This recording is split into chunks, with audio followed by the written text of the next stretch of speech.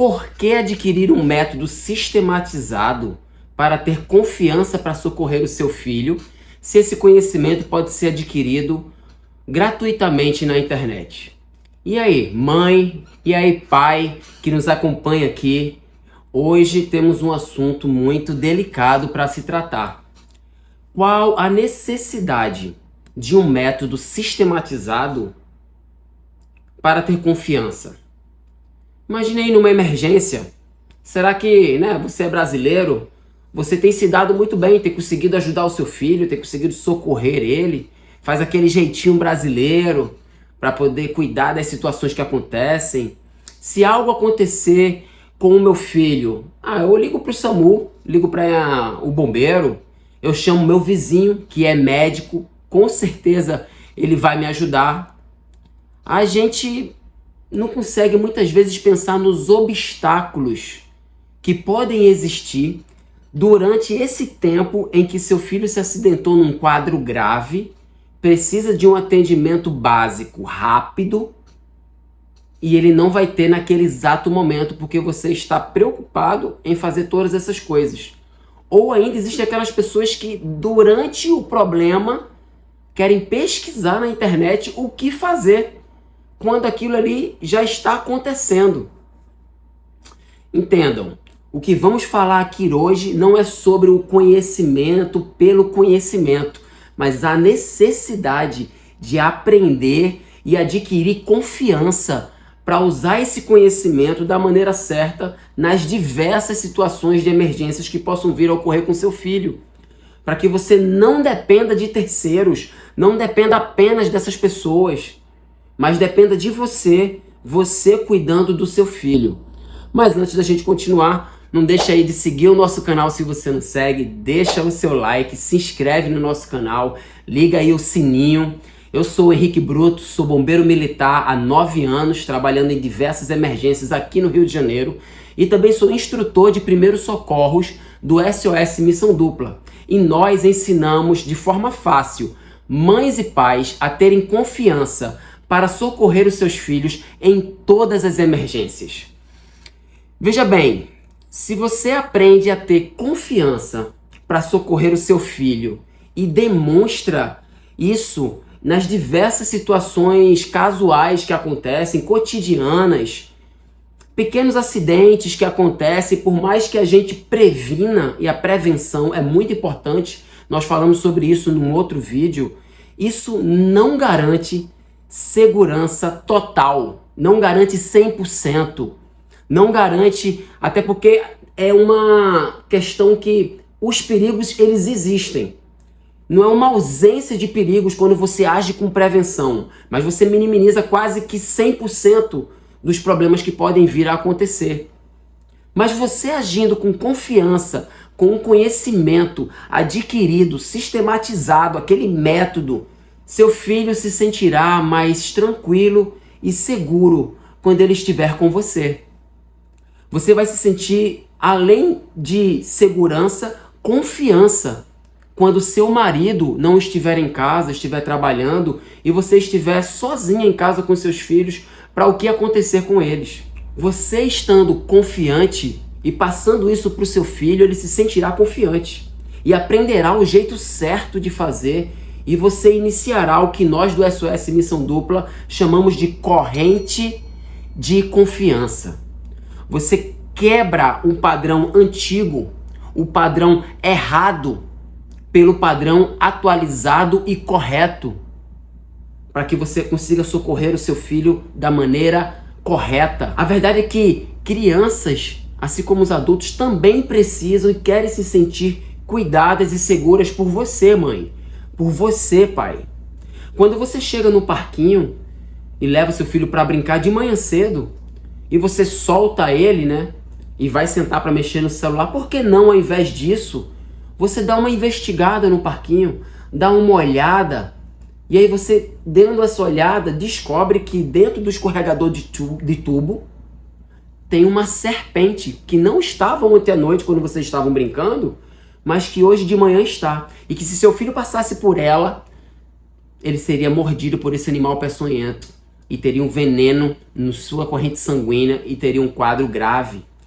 Então por que não dar essa olhada antes? A gente bate muito no nosso canal sobre esse olhar treinado que cada um tem que ter para identificar esses possíveis perigos que podem estar ali. Então ligeiramente você pode ligar para o órgão responsável para recolher o animal ou espantar ele, dependendo da situação em que você está. Seu filho se sentirá amado, protegido e cuidado por você. E você se sentirá esse pai que fornece segurança para o seu filho. Essa mãe que cuida dele de todas as formas, não só prevenindo, mas sabendo como agir caso alguma emergência ocorra. Pensando nisso, vamos analisar aqui de que maneira as pessoas adquirem esse conhecimento para socorrer os seus filhos. Nós enumeramos alguns pontos sobre de que forma mães e pais adquirem, esse conhecimento ao longo da vida, ao longo dos anos, para cuidar, para socorrer os seus filhos. E o primeiro ponto é que através do conhecimento empírico, a gente começa a viver e a agir como pais e mães na nossa vida. É um conhecimento que é passado de geração em geração, de avô para mãe, de mãe para filho, e hoje você é um filho que é mãe, é uma filha que é mãe e que é pai e que está passando por os seus filhos. Ou como eu vi um dia desses no nosso curso que a gente estava ministrando, é um conhecimento intuitivo muitas vezes. Sangrou, estancou, cortou, bota um remédio, queimou, passa uma pomada. Conhecimentos intuitivos. E é verdade, nesses conhecimentos, por incrível que pareça, tem muitos mitos envolvidos. Bota mito nisso aí, bota mito nisso aí. Tem aquela coisa que funcionava na época da sua avó, mas que na época da sua mãe não funciona mais, e ela faz achando que está ajudando, e muitas vezes está até atrapalhando, ou não está dando em nada. Não funciona, nem também agrava o quadro, só não serve para nada. E a vítima continua com dor, sentindo dor, sentindo incômodo. Então tem muitos mitos envolvidos nisso aí. Tem aquele recurso que hoje em dia parece simples, mas que naquela época não existia, como gelo. Botar gelo quando você tem uma pancada no hematoma subgaleal, como o pessoal chama de galo, Antigamente, pegavam aquela colher de metal e colocavam no galo. Por quê? Porque era um aparelho frio, O metal era frio. Então era a única forma de passar ali num galo, numa pancada que tenha sofrido. Hoje em dia você tem o gelo. Por que não aplicar gelo? Você entende? Muitas coisas são passadas de geração em geração e essas coisas já estão desatualizadas. Por isso que a gente começa a pensar, será que esse conhecimento é onde eu devo deixar a minha base de confiança para socorrer o meu filho? É só porque a minha mãe falou que é certo, que é correto? Que a minha avó passou para minha mãe? Não, mas esse é um conhecimento tradicional na minha família. Mas muitas vezes vai ser esse tipo de conhecimento que vai falhar numa emergência onde os segundos contam para a vida e para a morte. Imagina um bebê. Você agora aí é mãe, tá grávida, ou você já tá com seu bebezinho no colo. Imagina que o bebê ele asfixiou. Quer dizer, se você não sabe, os bebês normalmente não têm essa função de respirar pela boca. Eles não têm essa habilidade logo cedo. Eles não adquirem desde que eles nascem. Eles respiram pelo nariz, pelas vias aéreas. E aí, por algum momento, se essas vias aéreas virem a estarem obstruídas com algum material que seja, um catarro, alguma coisa que obstrua essas vias aéreas, o que é que deve ser feito para liberar elas? Se o bebê está com isso obstruído, ele começa a ter algum quadro de asfixia, porque ele não consegue respirar, ele está em apneia. Já ouvimos muitas histórias de pessoas que sugaram o catarro com a boca e que deu certo. Embora não tenhamos encontrado isso em nenhum protocolo de primeiros socorros. Nada que pesquisamos a gente conseguiu encontrar esse tipo de metodologia. Ou você pode sugar com uma bomba ou com aquele sugador Mas como identificar, aí que vem a confiança, como identificar se aquele quadro que o seu filho está passando não é por asfixia, mas é talvez por um engasgo. Na verdade, ele se engasgou, ele não ficou asfixiado. E se ele se engasgou, então eu preciso atuar com outro tipo de manobra para que ele venha desengasgar. E aí você executa a manobra e ele não desengasga. Porque aí se ele não está engasgado, na verdade ele está entalado. Ele não engasgou porque ele comeu algo e aquilo está obstruindo. E ele está incomodado com aquilo. Então como identificar se é asfixia, engasgo ou ele está entalado? Qual manobra eu utilizo? E se eu utilizei a manobra certa, mas depois ele entrou numa parada respiratória, qual manobra eu faço agora? Tudo isso começa a vir um quadro de insegurança. Como eu vou ajudar? Se eu vi a manobra, se eu aprendi na internet, mas as coisas mudaram e eu não sei mais como agir. A internet não me disse isso. E esse quadro evolui e é uma situação horrível. Você está nesse momento se sentindo incapaz, se sentindo desprovido de conhecimento, impotente, e o seu filho está ali na sua frente precisando da sua ajuda, do seu socorro. O segundo ponto que nós vamos ver é o conhecimento adquirido por experiência própria. Então tem esse conhecimento que ele se mistura um pouco com o primeiro, mas são aqueles tipos de conhecimentos que você sofreu na sua infância, na sua adolescência, e agora que você é pai, que você é mãe, você sabe que se você sofrer daquela forma, você vai fazer aquilo que fizeram com você e que deu certo e que você vai também cuidar do seu filho. São conhecimentos aprendidos por experiência. Então provavelmente deve ser assim que resolve. Se você resolveu daquela época, agora eu vou fazer igual. Eu acho que é assim. Provavelmente vai funcionar.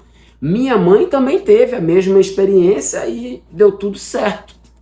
Também é um conhecimento que se mistura com o primeiro ponto, como a gente viu, né? Ele vem de geração, ele vem com a sua própria experiência, ele vem com o que você observou outras pessoas sofrendo, e aí você viu como aquilo foi resolvido, então vou aplicar a mesma metodologia, porque vai dar certo, e você bota a base de segurança, de socorro, de suporte para o seu filho, em cima desses tipos de experiências. Isso me lembra também de uma outra história, num curso que nós estávamos dando, em que uma mãe compartilhou, em que o pai dela se sentia um herói por ter ajudado uma mulher que estava convulsionando na rua, e o que ele fez, na perspectiva dele, salvou aquela mulher. Ela começou a convulsionar, e nesse exato momento, ele, com um conhecimento empírico, entendeu que a língua traria um problema para aquela vítima em convulsão. Rapidamente colocou o dedo dentro da boca dela e tentou ali puxar a língua, sendo que essa mulher, ela mordeu o dedo dele, tirou um pedacinho do dedo dele na hora que ele puxou. Ele quase perdeu o dedo para tentar tirar aquela língua que estava causando ali uma asfixia, um sufocamento ali. E a vítima voltou da convulsão e ele disse: salvei a vida dela. Como explicar para essa pessoa que aquilo que ela fez, além de ter sido um risco para a própria vida, ele poderia ter ficado sem o dedo, o pedaço do dedo dele poderia ter ficado na boca da pessoa convulsionando e realmente causar um engasgo com o dedo dele? Como explicar para essa pessoa que vários riscos poderiam acontecer e que existem protocolos de primeiros socorros dizendo que nunca se deve colocar nada na boca de uma vítima que está convulsionando? Não se bota colher, não se bota pano, não se bota dedo, não se mexe na boca dessa vítima. No caso dela vir a engasgar, dela começar a ter algum tipo de secreção ou de morder a própria língua e começar a ter um tipo de hemorragia na boca, a gente lateraliza, se possível, para que esse líquido não venha a engasgar e sufocar essa pessoa. Mas a gente nunca bota nada na boca dela. Mas ele se sente um herói até hoje, ela compartilhou, por ter feito aquela manobra e ter achado que salvou a vida daquela pessoa.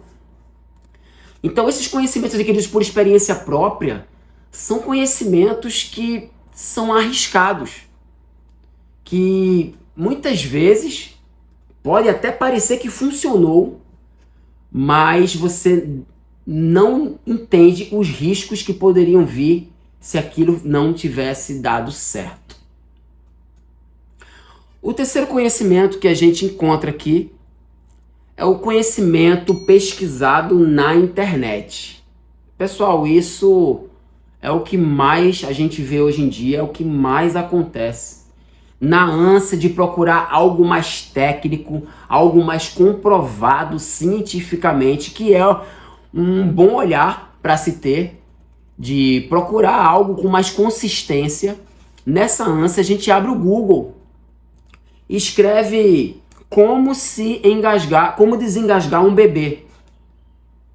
E aí, trilhões de informações, sites, abas, vídeos aparecem, diversas pessoas explicando, falando de diversas formas. Qual deles é o correto? Qual deles é o que você vai escolher e vai dizer, esse aqui parece que é certo? Pode até ser. Qual técnica eu devo utilizar e confiar a vida do meu filho se eu não sei praticamente nada? Eu só sei o que minha mãe me ensinou, eu só sei o que eu vi um ou outro fazendo. Qual é a melhor técnica entre as 3 técnicas que você tem, 3 manobras que você tem para desengasgar um bebê? Quais delas é a mais efetiva? Qual eu escolho primeiro para utilizar no tipo de engasgo que eu percebi que a pessoa está? No engasgo parcial, será que eu utilizo alguma técnica? Esse tipo de conhecimento muitas vezes está muito solto na internet. É um conhecimento que não está ali de uma maneira clara. Eu uso uma compressão abdominal, uma compressão torácica ou golpes dorsais. Posso sincronizar eles? Qual a quantidade deles? E quando eu penso em quantidade, isso me lembra um pouco de um exemplo. Vocês sabiam que conhecimento em primeiros socorros estão registrados e possuem protocolos internacionais e nacionais comprovados através de muito estudo e que precisam ser seguidos corretamente para conseguir o êxito ou evitar que aquele quadro agrave, mantendo aquela vida de uma maneira melhor do que sem ter um primeiro atendimento até o socorro avançado chegar. Vocês sabiam disso? É como uma receita de um bolo. Vamos falar um pouco sobre isso agora. Imagine você, tá em casa agora, tá sozinha, tá com seu filho, não sei, tá preparando um bolo, quer preparar um bolo, uma receita gostosa para a família comer mais tarde. E você pesquisa na internet, bolo de chocolate, já aparece de cara, ou melhor, bolo de chocolate. O bolo de chocolate de maneira simples.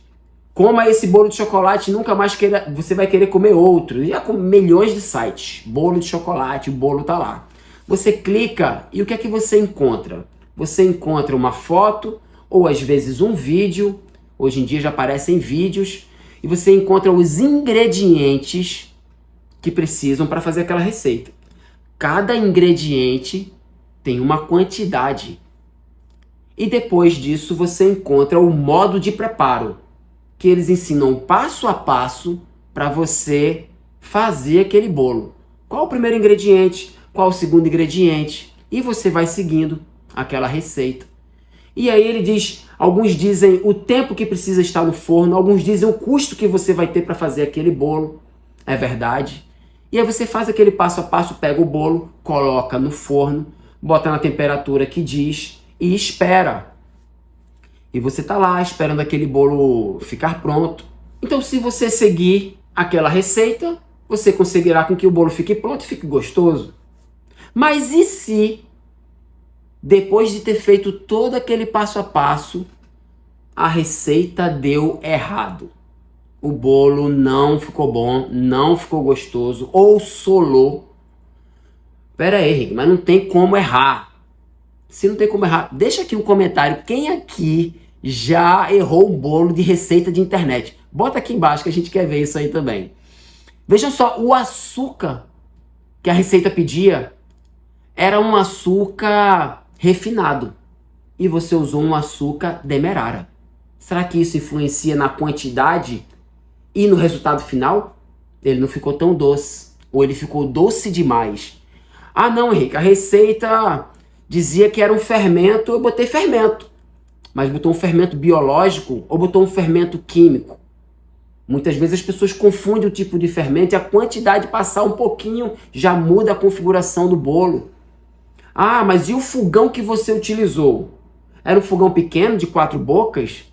Porque talvez o da receita era um de 6 bocas, um forno maior. Então aquele tempo naquele forno acabou queimando o seu bolo no seu forno. Então você começa a ver que tem várias nuances, mesmo seguindo uma receita que parece estar correta e realmente alguém reproduziu ela, mas você foi tentar fazer e não conseguiu. E aí você tenta uma outra receita, aí você procura um outro bolo, aí a receita estava ruim, essa receita não foi certa.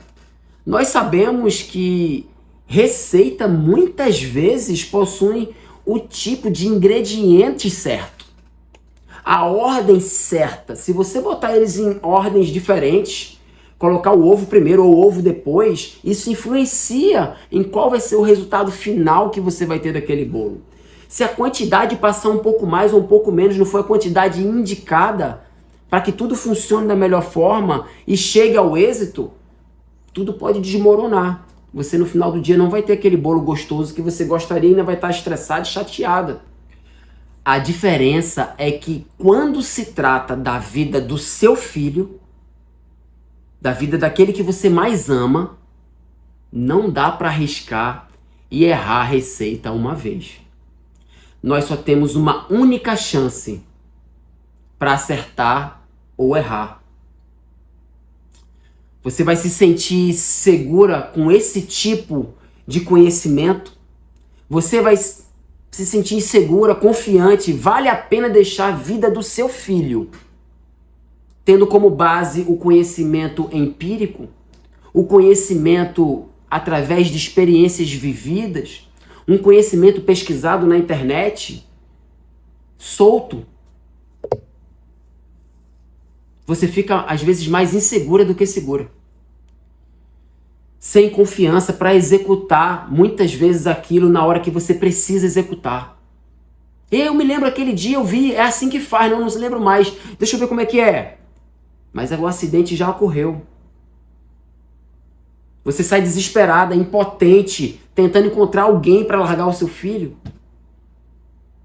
Daí a importância de se ter um conhecimento através de um método sistematizado que vai te ensinar de forma fácil, atitudes simples, a ter confiança para socorrer o seu filho em todas as emergências. Uma ordem correta, uma quantidade certa, de acordo com o caso, o tipo certo de movimento, de manobra, com aquilo que você avaliou do quadro do seu filho, um mentor, um instrutor que vai te auxiliar a te passar todas as diferenças, nuances, para te deixar segura, para que você não tenha mais medo, para que você vá para qualquer lugar com seu filho e tenha segurança e ele se sinta seguro com você. Muitas vezes o filho se sente seguro com a mãe, mas não se sente seguro com o pai. Se sente mais com o pai, mas não com a mãe. Esse conhecimento precisa ser para ambos. Todos precisam aprender isso. Mães, pais, avós, cuidadores, babás, toda a família protegida, protegendo um ao outro. Por exemplo, no suporte básico de vida, você tem que oferecer ventilações e compressões para que você ajude aquela pessoa naquele quadro de parada cardiorrespiratória, como a gente chama de PCR. Mas quando você está com uma vítima em PCR, você ofereceu a ventilação, que você ouviu falar e viu como é que fazia, embora os protocolos fazem que uma pessoa que não recebeu treinamento não deve fazer a ventilação.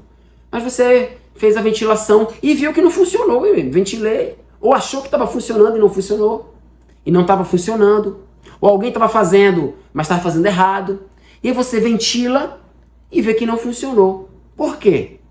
Porque você não viu que para fazer as ventilações você precisa abrir as vias aéreas. Senão o ar que você soprar vai ser bloqueado e não vai passar para o pulmão da vítima.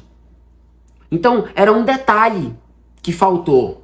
Era um detalhe essencial para você fornecer oxigênio para aquela vítima.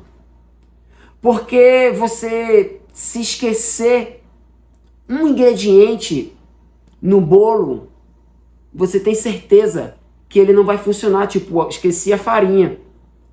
Então, esquecer a ventilação, esquecer de abrir as vias aéreas, esquecer a quantidade de compressões que precisam ser feitas, pode acabar levando aquela vítima a óbito.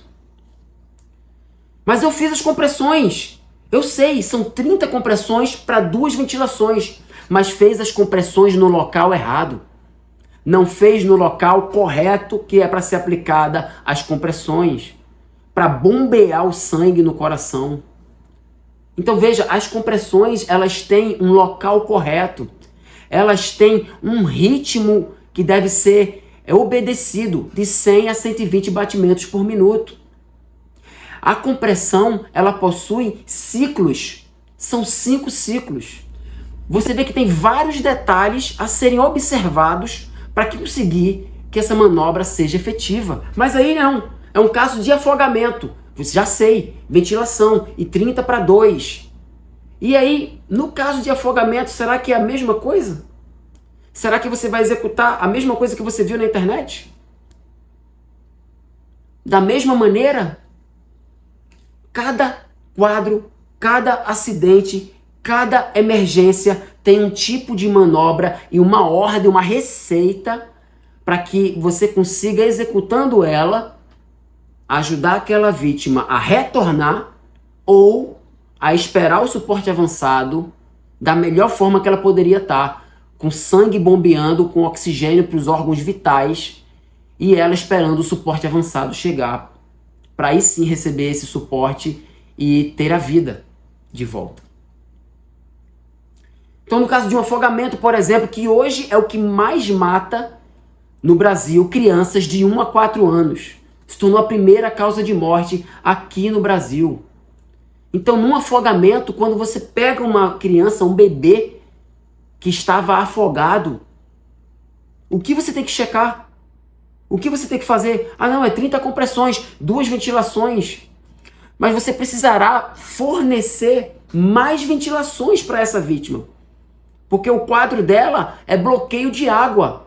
As vias respiratórias dela, as vias aéreas dela estão obstruídas. Então, são 5 ventilações de resgate que eu tenho que executar após avaliar a vítima com as vias aéreas abertas. E depois eu tenho outras manobras a serem feitas.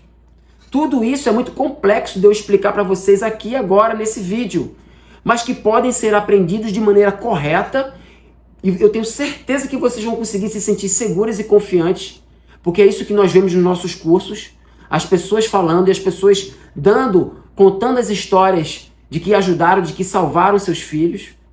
Então eu tenho certeza que fazendo isso, vocês vão conseguir se sentir seguros e confiantes em qualquer situação de emergência.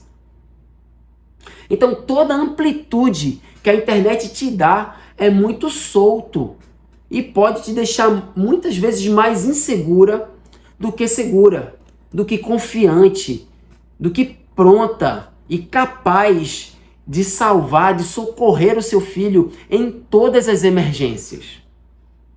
Por isso que nós estamos aqui compartilhando esse conhecimento, esse conteúdo, para que vocês consigam ter famílias mais protegidas e seguras e que todas essas estatísticas e esses índices possam reduzir, porque vocês sabem o que fazer e vocês fazem e compartilham esse conhecimento.